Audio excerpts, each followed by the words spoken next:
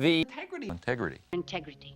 Integrity. The integrity. The integrity of the image. Presented by you. You.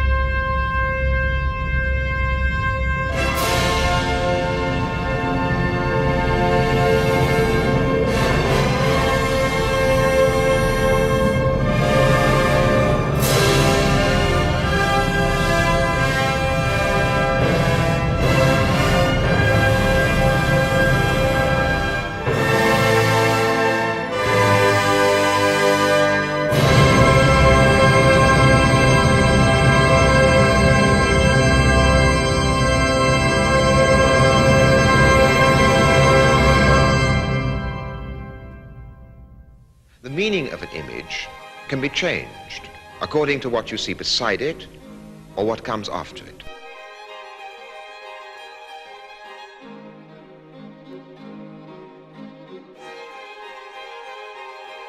That a fundamental element of human nature is the need for creative work, for creative inquiry. Cloning is the stabilization of one form. The errors can't be taken out of the observations. Hitler said he aimed at the rebirth of the nation by the deliberate breeding of a new man. And that runs against the whole current of creation.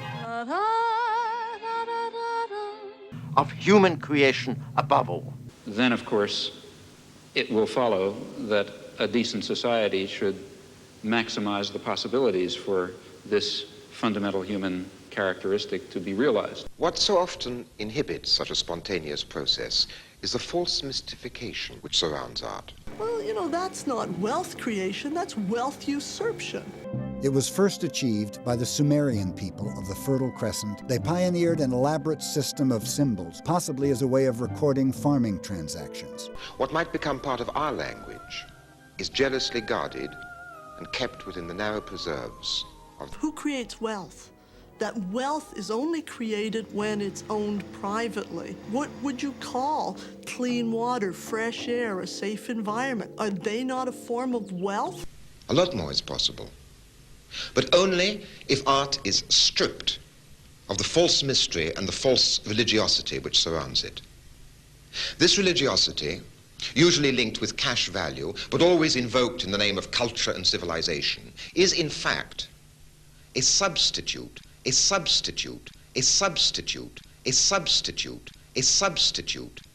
for what paintings lost when the camera made them reproducible. The spread of writing was helped enormously by the invention of paper, ink, and movable type, innovations that all came from outside Europe. Are there any other artists who have an important influence on you? Oh yes, nearly everyone. You know, we pinch as much from other people as they pinch from us, you know. But were seized upon by Europeans in the Middle Ages to produce the ultimate transmitter of knowledge. The selection pressures that gave rise to these adaptations are not embodied in the adaptations. I've now emphasized the ways in which reproduction makes the meaning of works of art ambiguous. This is not as negative as it necessarily sounds. Why don't you tell the people the truth for a change? Oh, the truth. The man wants the truth. The man wants the truth. What is the truth, said jesting Pilate, and would not stay for an answer. How do you want it, Senator? Dished out or in a bottle? You know what they say about men who hang around ladies' lavatories?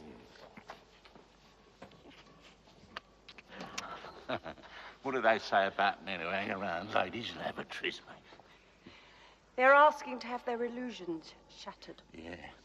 And then when you find out what men actually do, well, I'm getting out of this town so fast, away from all the words and the monuments and the whole rotten show. If we realize what is happening.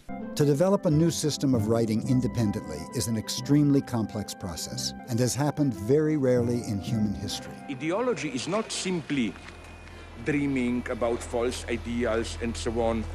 Ideology addresses very real problems. but it mystifies them. When you have no written language, when you have no symbolism, when you have nothing that can be called a chemical formula, then you must have a precise ceremonial. A mutation is a change of a nucleotide, a misspelling of the genetic instructions.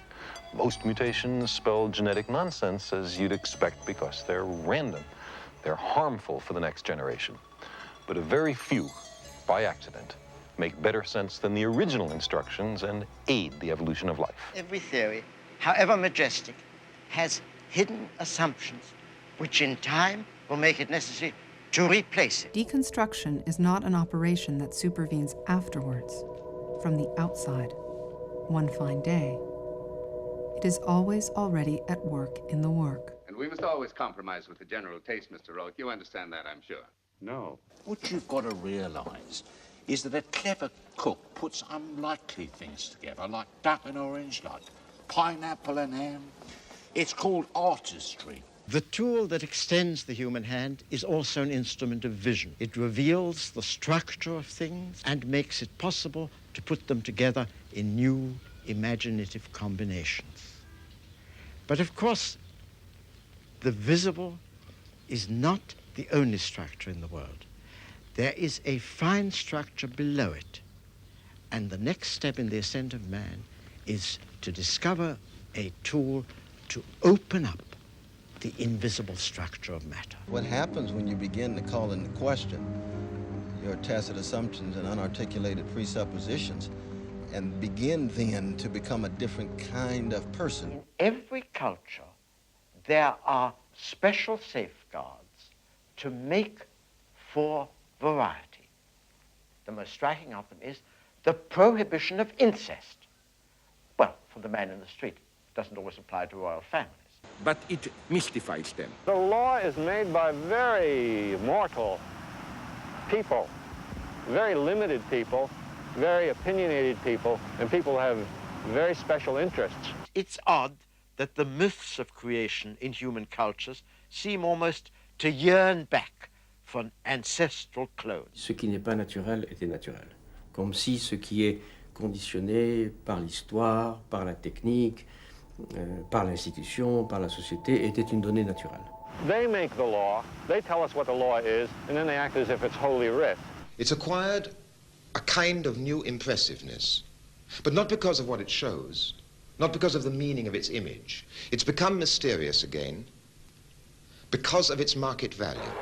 And this market value depends upon it being genuine. But all our ways of picturing the invisible are metaphors, likenesses that we snatch from the larger world of eye and ear and touch. Well, the question we often ask ourselves as we work through our equations is this just fancy mathematics, or is it describing the real world? So philosophy itself becomes a critical disposition of wrestling with desire in the face of death, wrestling with dialogue in the face of dogmatism, and wrestling with democracy, trying to keep alive very fragile democratic experiments in the face of structures of domination. Who's that then? I don't know. Must be a king. Why? He hasn't got shit all over him. Out of the bold conviction that we are all created equal. The social contract made certain assumptions that aren't always true. They assumed that the parties to this contract really are roughly equal in physical and mental power. I've read my credit card agreement, and I can't figure out the terms. I teach contract law, and the underlying premise of contract law is the two parties to the contract understand what the terms are. How do you think about justice when you're dealing with bodies that are very, very unequal in their ability and their power? And perhaps even harder, how do you think about it when you're dealing with mental powers that are very, very unequal in their potential? We know that we cannot ask the world to be exact. If an object, a face, had to be exactly the same before we recognized it, we should never recognize it from one day to the next. In the act of recognition, a judgment is built in, an area of tolerance or uncertainty. So Heisenberg's principle says that no events can be described with certainty, with zero tolerance. We are the strongest nation in the world today. I do not believe we should ever apply that economic, political, or military power unilaterally. If we had followed that rule in Vietnam, we wouldn't have been there. And so genes are being favored for their capacity to cooperate with other genes that they're likely to meet in bodies in the gene pool. None of our allies supported us. Not Japan, not Germany, not Britain or France. If we can't persuade nations with comparable values of the merit of our cause, we'd better re-examine our reasoning. Technology challenges us to assert our human values, which means that first of all, we have to figure out what they are. And that's not so easy. It was all about productivity, more coal per man hour. Then it became more steel per man hour, more textiles per man hour, more automobiles per man hour. And today it's more chips per man hour, more gizmos per man hour. The system is basically the same, producing more sophisticated products. You're either growing or dying. There's no middle ground. You can't hold what you have. That doesn't work in business. So we grew. Obstacle to itself. To urge you to tell your senators and congressmen that you know we must continue to restore our military strength. If we stop in midstream, we will send a signal of decline, of lessened will, to friends and adversaries alike. And we flip the ends and the means, and if we can get the end back, quality of life, then we have to look at the contradictions, because the wrong kind of growth reduces our quality of life. There's a car down there that can make you feel you're way up here. When you listen to brand managers talk, you can get quite carried away in this idea that they actually are fulfilling these needs that we have for community and narrative and transcendence. Love, it's a beautiful thing. Fun is a little child watching you make a party from a package. You like Ike, I like Ike, everybody likes Ike. Nobody can connect you with more of this country than United Airlines. I'll be there for you, where everybody knows your name. We couldn't have made it through the day. They might be great, but they're not actually going to fulfill those needs. So which serves them very well, because of course that means that you have to go shopping again. And the pursuit of happiness. So that you can give them what you want them to have. Now that's an important distinction. The MTV machine doesn't listen to the young so it can make the young happier. It doesn't listen to the young so it can come up with, startling new kinds of music, for example. The MTV machine tunes in so it can figure out how to pitch what Viacom has to sell. It appeals to a way of life we aspire to, or think we aspire to, but have not yet achieved. A publicity picture suggests that if we buy what it is offering, our life will be different from what it is. And so publicity also works on our anxieties about money. They are the ones who make clutter.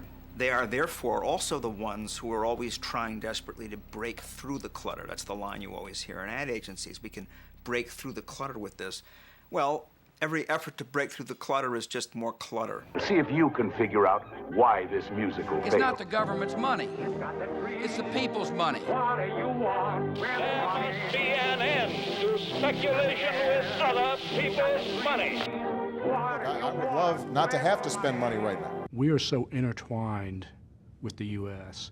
that it's hard to separate what's good for the United States and what's good for Bank of America. No wonder families in America trust more of their hard-earned money with us than any other bank. Government is not the solution to our problem.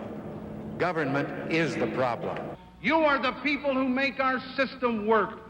The unemployed miners and textile workers know that the decision is before them in November. It worked for a while, but soon Sprite's own focus groups revealed that kids were getting wise to this anti-marketing marketing campaign. They had Grant Hill telling you not to listen to some celebrity telling you to drink a beverage. Right. Well, that's what you're doing. You're listening to Grant Hill telling you to drink Sprite.